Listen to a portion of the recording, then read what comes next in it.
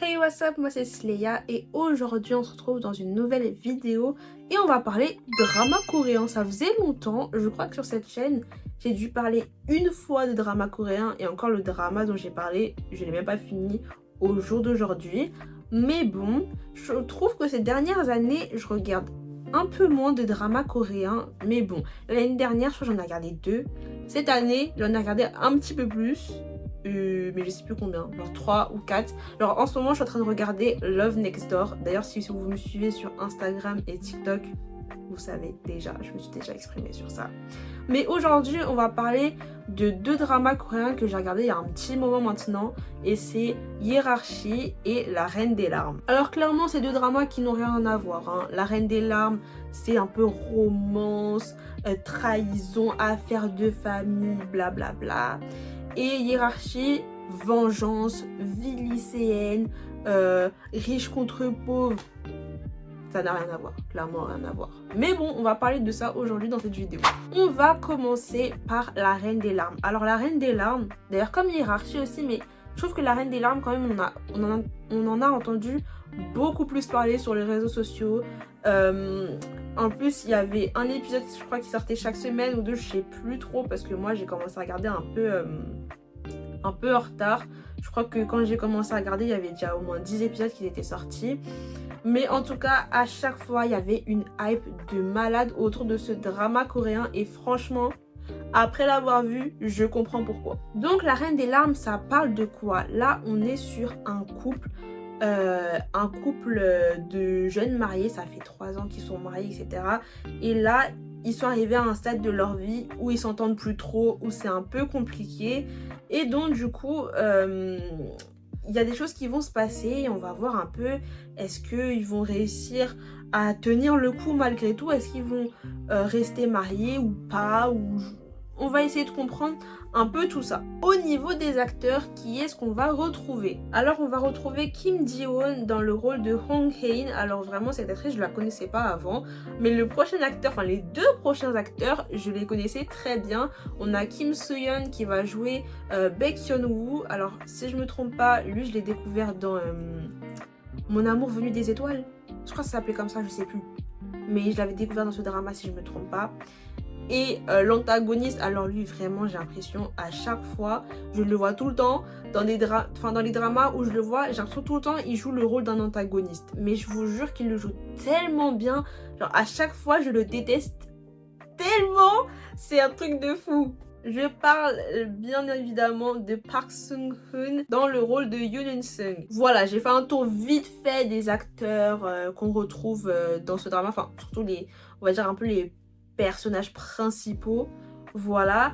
Mais au niveau du drama, qu'est-ce que j'en ai pensé? Je vous avoue que quand j'ai commencé La Reine des Larmes, je pensais que ça allait être un drama un peu tiré sur l'humour, etc.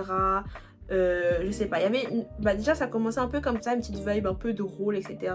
Mais après, si on m'avait dit que ça allait tourner comme ça, mais jamais j'aurais pensé.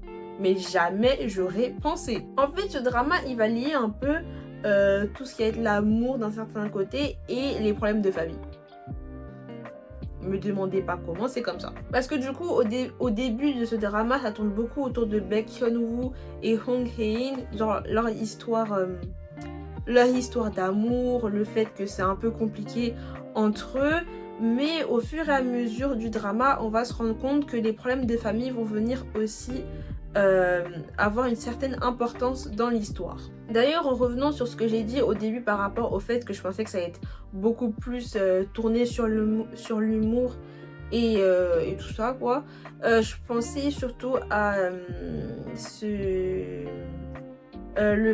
par rapport au couple Baek Hyun-woo et Hong Hae-in, le fait que ce soit un couple qui s'entend pas trop, ça va pas trop entre eux, je pensais vraiment que cette situation là allait être tirée un peu, allait être prise un peu sur le ton de l'humour, pas que. Alors, c'est un peu pris sur le ton de l'humour à certains moments, il y a des petits trucs drôles qui se passent, etc. Mais on va aussi beaucoup s'attarder sur ce thème-là, sur ce sujet-là, d'une manière très sérieuse. Et je trouve d'ailleurs que c'est bien qu'ils aient décidé de faire ça de manière très sérieuse. Je trouve ça juste bien. Au niveau des personnages, je pense que Baek Hyun-woo, c'est vraiment un des personnages qui se démarque vraiment. J'ai jamais vu une personne aussi dévouée, mais c'est un truc de fou. Le mec est tellement à fond. À chaque fois, il y a des problèmes et tout. Il est là, il gère, etc. Ouais, Baek Hyun-woo, vraiment, tout au long du drama, il m'a impressionné. Même si on va pas oublier certaines décisions qu'il a prises au début, hein, Baek Hyun-woo. Moi, j'oublie pas. Hein. Moi, j'oublie pas. Même si t'as fait plein de belles choses, etc., on n'oublie pas les petites crasses que tu nous as faites au début. Hein. Mais autre personnage aussi qui se démarque, c'est Hong Hae-in. Ok, c'est les personnages principaux, etc. Mais Hong Hae-in, c'est quelqu'un, au premier abord, elle apparaît un peu comme quelqu'un de froid, quelqu'un de... qui fait un petit peu peur, enfin qui est assez autoritaire, voilà. On va se rendre compte quand même que c'est une femme forte qui ne se laisse pas faire, c'est une working girl, mais aussi c'est une personne qui prend beaucoup sur elle et qui montre très peu ses émotions. Parfois on peut aussi avoir cette impression qu'elle n'est pas touchée par certaines choses qui lui arrivent dans sa vie, mais c'est bien le contraire, c'est juste qu'elle ne le montre pas, mais ça l'affecte beaucoup. Donc vraiment Hong Hae-in, c'est vraiment un personnage que j'ai énormément apprécié dans ce drama aussi. Mais si vous n'avez jamais vu ce drama, que vous comptez le regarder, moi je vais vous donner un conseil. Ayez le cœur bien accroché parce que ce drama, il va vous faire passer par toutes les émotions. Vous allez passer du rire aux larmes, à la colère. Vraiment, ce drama, à chaque épisode, tu as une raison de pleurer. C'est pas possible, c'est un truc de fou. À chaque épisode, t'as une raison de pleurer. Je vous avoue que moi, j'ai pas pleuré parce que moi, je suis une personne qui... ne pleure pas facilement devant les séries, les films, mais je suis quand même assez émue devant les scènes tristes, voilà quoi. Et vraiment, ce drama, plus d'une fois, j'ai cru que j'allais pleurer devant, mais oh là là, chaque épisode, il se passe un truc de fou. Je vous avoue que j'ai quand même pas mal du mal ces derniers temps à regarder les dramas coréens de 16 épisodes qui durent plus d'une heure, mais vraiment, des fois, c'est de l'abus. Quand tu vois l'épisode, il va durer au moins 1h20. Mais j'ai pas demandé de regarder un film. Donc vraiment j'ai de plus en plus du mal à rester devant des dramas coréens qui ont ces épisodes là où avant j'arrivais à le faire assez naturellement. Je pense aussi peut-être que c'est à cause de dramas comme The Glory, comme A Celebrity. Vous voyez ces dramas où c'est genre 8 épisodes et pas plus. Enfin The Glory, il y avait 2 saisons. Donc ça s'est fait en 2 temps. Il y a eu d'abord la première saison avec 8 épisodes, une deuxième saison avec encore 8 épisodes. Mais par exemple Celebrity, il n'y en avait que 8 si je me trompe pas. Et je sais pas, j'ai un peu pris ce pli-là de regarder des dramas un peu plus courts. Et quand je vois 16 épisodes, je suis déjà essoufflée. Je suis déjà fatiguée, je souffle déjà. Mais vraiment la Reine des larmes, je me suis dit bon, j'en entends tellement parler, ça a l'air d'être sympa, je vais faire un effort. Je suis restée, j'étais pas addict, mais j'enchaînais les épisodes d'une manière. Ah, j'étais choquée. Donc je pense que vous l'aurez compris, j'ai énormément aimé ce drama, j'ai énormément apprécié La Reine des larmes. Vraiment, je le conseille, je vous le conseille, mais préparez vos mouchoirs aussi. Préparez-vous vos mouchoirs quand même. Le deuxième drama dont je vais vous parler dans cette vidéo, c'est Hiérarchie. Et lui aussi, on en a entendu beaucoup parler. Après, je vais vous avouer que c'est un drama que j'ai apprécié, oui, mais pas au même point que La Reine des larmes. Après, c'est 2 dramas qui n'ont rien à voir. Pour faire court au niveau de l'histoire, on va suivre un jeune lycéen qui s'appelle Kang Ha et qui va rejoindre un lycée élitiste pour venger son frère décédé. Au niveau des acteurs que l'on peut retrouver dans ce drama, je vous avoue que je n'en connaissais aucun, mais vraiment aucun. Donc on a par exemple No Jong-hee qui va jouer le personnage de Jong Jae-hee, Lee Chae-min qui va jouer Kang Ha, Kim Jae-won qui va jouer Kim Li-an, Lee Won-jung qui va jouer Lee Woo-jin et Kim Ji-yeon qui va jouer Yoon Hee-ra.